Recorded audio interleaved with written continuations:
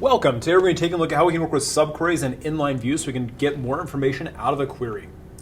So in inline view, we want to talk first about the syntax and the from clause. As always, when we're talking about subqueries, we surround them with the parens to work with that. And in a subquery with an inline view, you're allowed to use order by here, so you can actually sort your data first. And this is very helpful because you can now do a top-end query, so you can find information about what you're looking for. And it's also, an inline view is really helpful when you want to do a define complex structures, aka you're actually creating the data sets you're working with, and then referencing them throughout your actual query. So that's why an inline view is so amazing. So let's go ahead and take a look at this.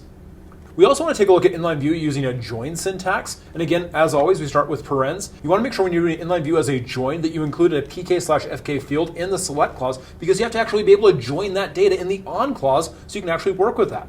Now, especially when you're working with that, you also want to make sure you have really good aliases so you can avoid ambiguous column errors when you're working in that. And it's also quite helpful, I've found, to use a different table alias for that inner query so you can know, oh, I'm talking about the data set, here's the slightly different alias for the table name here, and then I have my alias for the actual subquery that I'm working with as well. So I can make sure I can differentiate the values I'm working with as I keep them separate. So it's a really great idea to keep track of those ideas.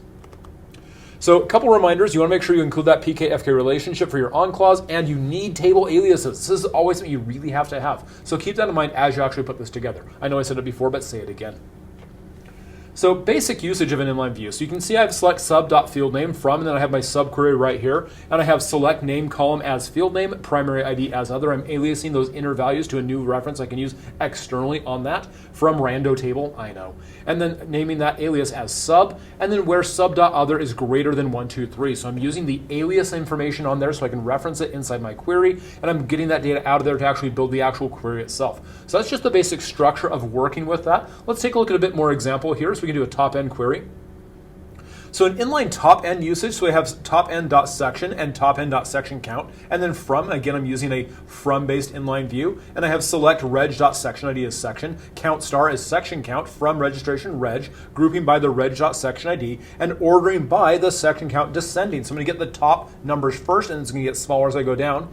And I'm aliasing that table as top end because that makes perfect sense. And then I can use that top end, combine that with the rownum function so I can get the top 10 values of that. Well, rownum is less than 10. So I've got 1, 2, 3, 4, 5, 6, 7, 8, 9. I've got the values right there for the top 9 classes on that. And so it's a great way we can actually do that to find information out that we can use to find specific ordered information and sort it right there.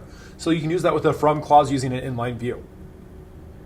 We can also use an inline view with a join, and so we have reg.section ID as rando sections from registration reg, and I'm going to join right here. I have select, and I have my stu.student ID, my PK-FK relationship noted as a comment, then stu.first name, stu.last name from student stu, where, and my stu.phone is like 77. Oh, I've got I've got a double 7 inside my phone number. Great, I can get that to limit my data set right there. Really important, very certain students.